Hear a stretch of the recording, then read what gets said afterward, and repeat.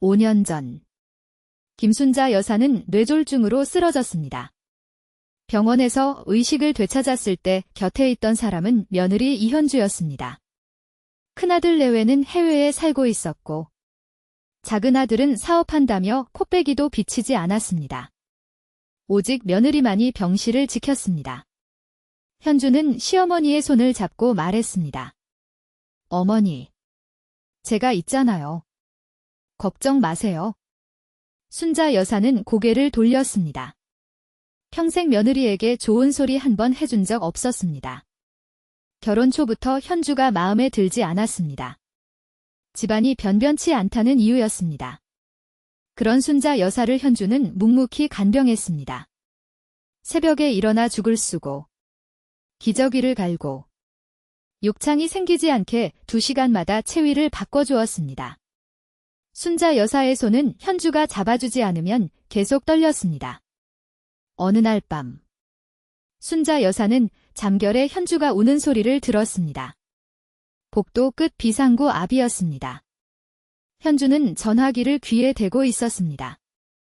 여보, 나 못하겠어? 정말 못하겠어? 그래도 어머니잖아. 내가 안 하면 누가 해? 순자 여사는 그 모습을 보고도 아무 말 하지 않았습니다.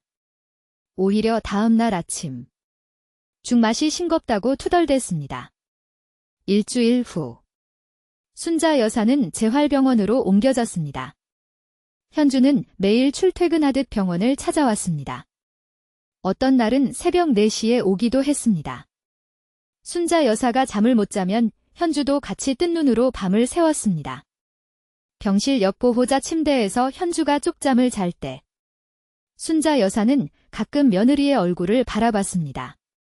주름이 깊어지고 있었습니다. 입술은 갈라지고 손등은 거칠어져 있었습니다. 순자 여사는 혼잣말처럼 중얼거렸습니다. 내가 뭔데 이렇게까지 하냐? 현주는 그 말을 듣고도 웃기만 했습니다. 어머니가 저한테 해주신 게 많잖아요. 순자 여사는 기억을 더듬어 봤습니다. 해준 것이라곤 없었습니다. 오히려 구박만 했습니다. 손주 돌잔치 때도 현주 친정을 무시하는 말을 했습니다. 그런데 현주는 아직도 웃고 있었습니다. 순자 여사는 이상한 기분이 들었습니다. 불안했습니다. 이유 없는 친절은 세상에 없다고 믿었습니다. 이런 가족 이야기를 더 전하고 싶습니다.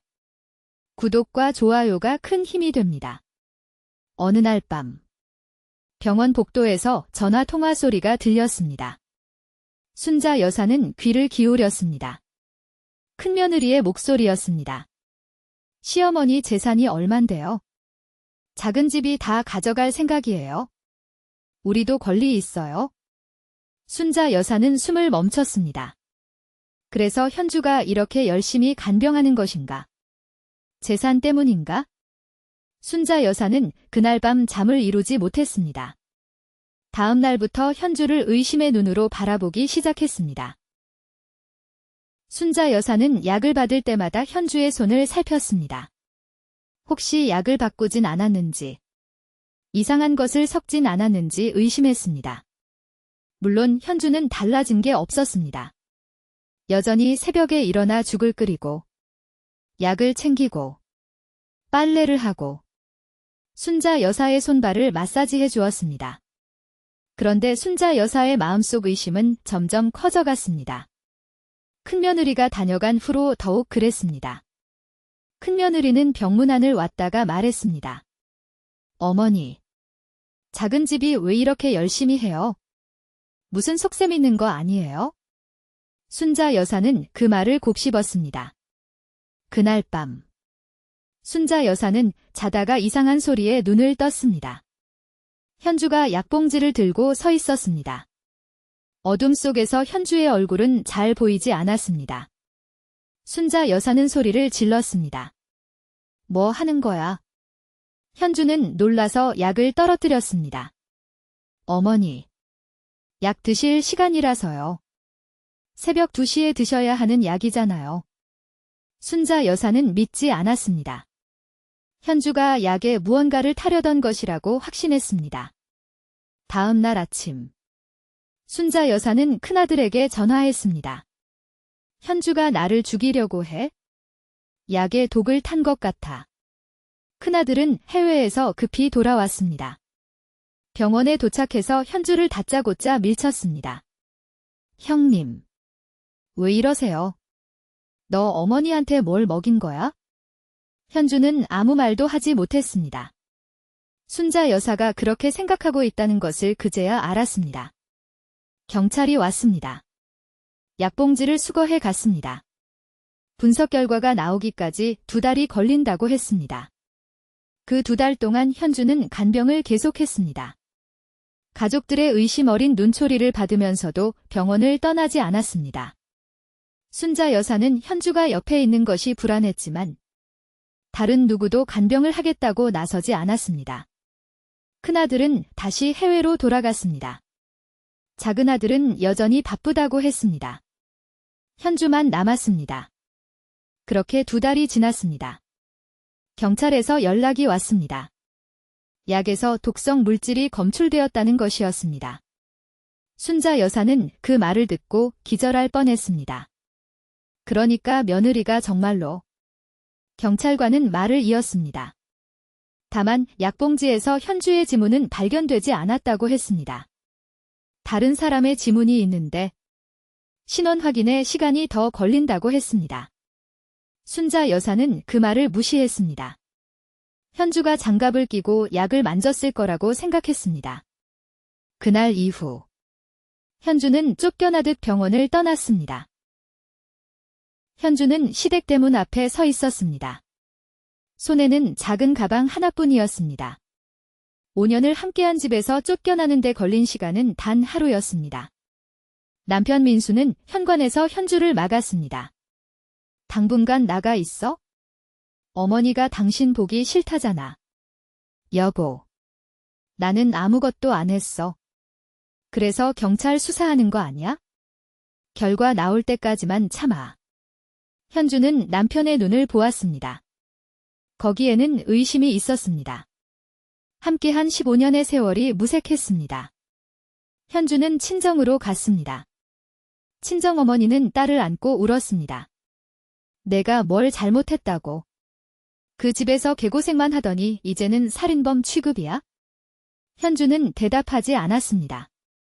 방에 들어가 문을 닫았습니다. 침대 밑에서 낡은 일기장을 꺼냈습니다. 시집와서 쓰기 시작한 일기였습니다. 첫 페이지에는 이렇게 적혀 있었습니다. 오늘 결혼했다. 시어머니는 나를 보고 한숨을 쉬셨다. 내 집안이 마음에 안 드시는 것 같다. 그래도 괜찮다. 민수 씨가 좋으니까.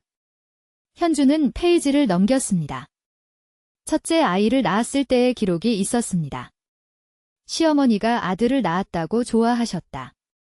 나에게 처음으로 웃어주셨다. 앞을 보람이 있다. 그 다음 페이지.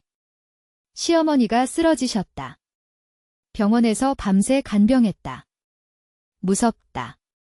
그래도 내가 해야 한다. 가족이니까. 현주는 일기장을 덮었습니다. 눈물이 흘렀습니다. 15년을 바쳤는데 돌아온 것은 살인 혐의였습니다. 그날 밤 현주는 악몽을 꾸었습니다. 시어머니가 자신을 손가락질하며 소리치는 꿈이었습니다. 독부, 독부.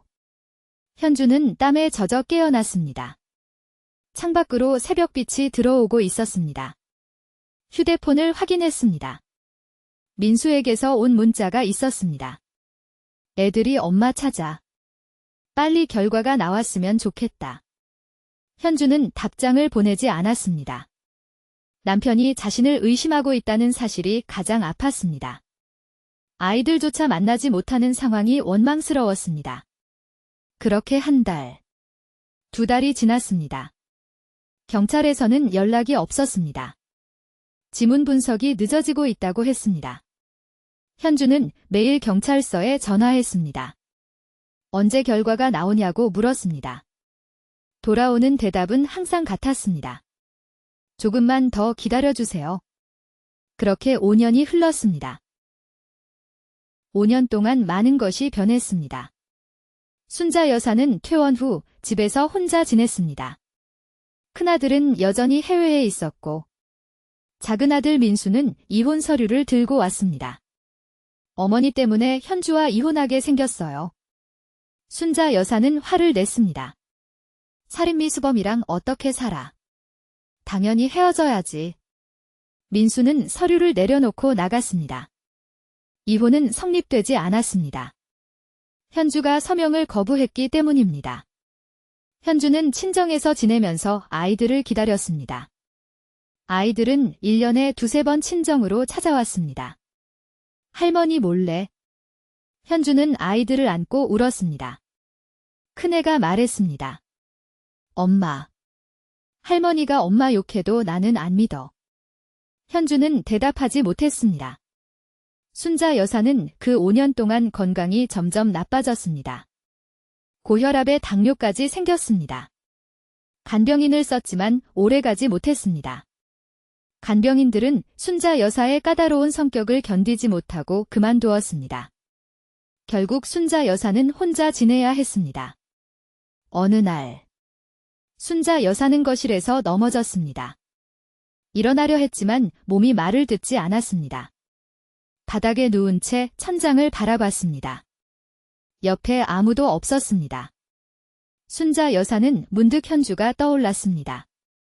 새벽에 일어나 죽을 끓이던 며느리, 밤새 곁을 지키던 며느리, 자신을 업고 화장실까지 데려다주던 며느리. 그때는 몰랐습니다. 그 모든 것이 얼마나 힘들었을지. 순자 여사는 손을 뻗어 전화기를 집으려 했습니다. 하지만 닿지 않았습니다. 결국 이웃이 발견해서 병원으로 옮겨졌습니다. 병원 침대에서 순자 여사는 생각했습니다. 현주가 정말 나를 죽이려 했던 걸까? 5년 동안 한 번도 연락하지 않은 며느리. 그러나 한 번도 이혼 서류에 서명하지 않은 며느리. 순자 여사는 혼란스러웠습니다. 그때 경찰서에서 연락이 왔습니다. 지문 감식 결과가 나왔습니다. 면담이 필요합니다. 순자 여사는 경찰서 면담실에 앉아 있었습니다.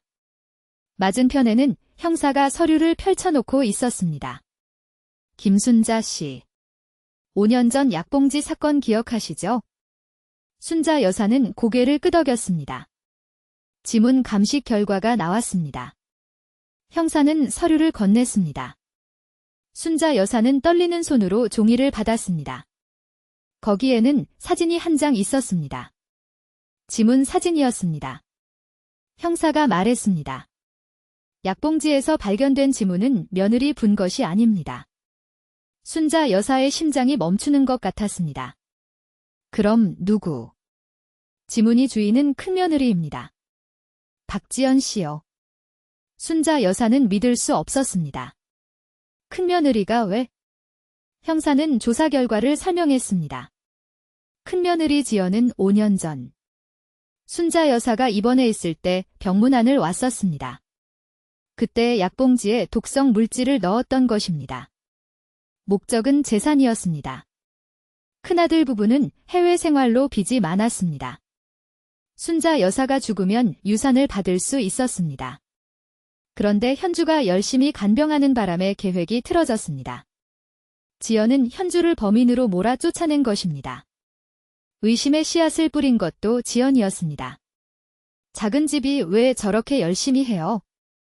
무슨 속셈 있는 거 아니에요? 그 말 한마디가 순자 여사의 마음을 바꿔놓았습니다. 순자 여사는 서류를 놓았습니다. 손이 심하게 떨렸습니다. 그러면 현주는? 이현주 씨는 완전히 무죄입니다. 오히려 피해자죠. 순자 여사는 눈앞이 깜깜해졌습니다. 5년 동안 자신은 무고한 며느리를 독불아 불렀습니다. 가족들 앞에서, 손주들 앞에서 현주의 삶을 망쳤습니다. 현주가. 순자 여사는 말을 잇지 못했습니다. 형사가 물었습니다.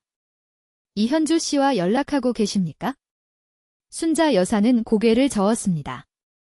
5년 동안 단 한 번도 연락하지 않았습니다. 연락할 수도 없었습니다. 자신이 며느리에게 한 일을 생각하면 이현주 씨 연락처 드릴까요? 순자 여사는 고개를 끄덕였습니다. 떨리는 손으로 전화번호를 받았습니다. 순자 여사는 현주의 친정집 앞에 섰습니다. 다리가 떨렸습니다. 초인종을 누르기까지 10분이 걸렸습니다. 문이 열렸습니다. 현주가 나왔습니다.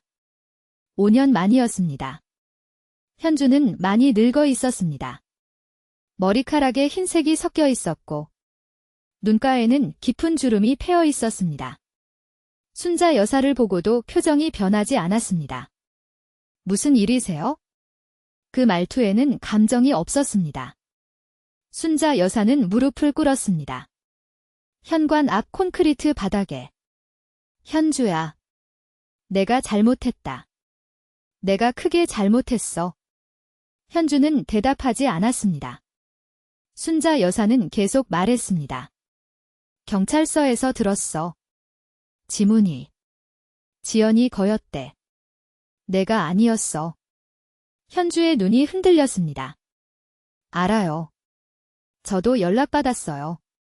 그런데 왜 나한테 안 왔어? 왜 따지지 않았어? 현주는 잠시 침묵했습니다. 그리고 말했습니다. 무슨 의미가 있어요? 어머니는 이미 저를 살인범으로 단정하셨잖아요. 5년 동안 저는 독부였어요. 손주들한테도. 순자 여사는 고개를 들지 못했습니다. 현주가 말을 이었습니다. 저는 어머니가 쓰러지셨을 때 진심으로 간병했어요. 힘들어도 가족이니까. 그런데 어머니는 제 진심을 재산 욕심으로 봤죠. 큰형님 말 한마디에 순자 여사는 알았습니다. 자신이 얼마나 어리석었는지. 용서해라, 아오, 제발. 현주는 오랫동안 아무 말 없이 서 있었습니다. 그리고 천천히 문을 닫았습니다. 순자 여사는 닫힌 문 앞에서 울었습니다. 한참을 울었습니다. 지나가던 이웃이 쳐다봤습니다. 순자 여사는 신경 쓰지 않았습니다. 문이 다시 열렸습니다. 현주가 무언가를 들고 나왔습니다. 낡은 일기장이었습니다. 이거 가져가세요. 제가 15년 동안 쓴 일기예요. 다 읽어보세요. 저한테 묻고 싶은 거 있으면 그때 오세요.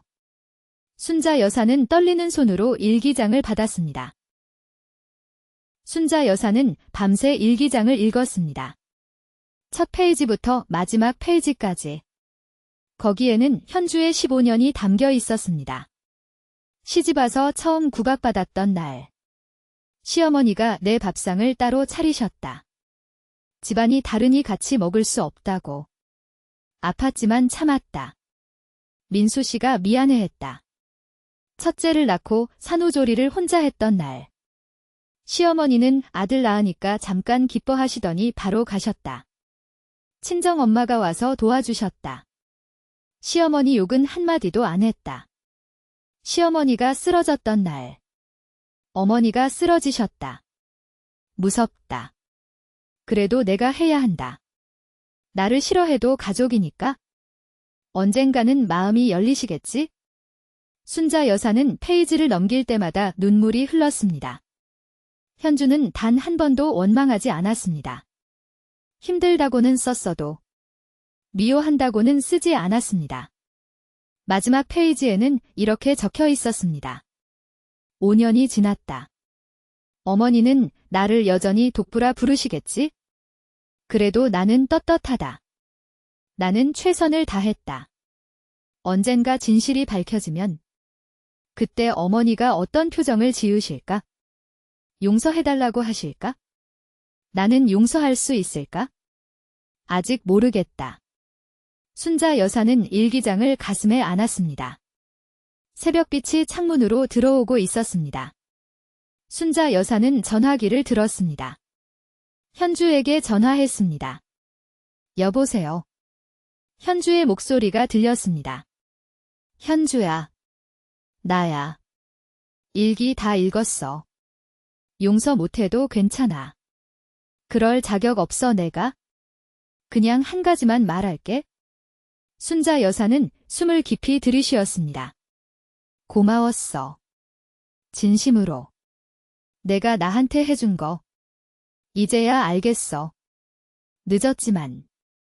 전화기 너머로 현주의 숨소리가 들렸습니다. 잠시 후 현주가 말했습니다. 어머니. 저 내일 갈게요. 아침죽 좋아하셨죠? 순자 여사는 대답하지 못했습니다. 눈물이 목을 막았습니다. 창밖으로 해가 떠오르고 있었습니다. 5년 만에 처음 보는 따뜻한 아침이었습니다.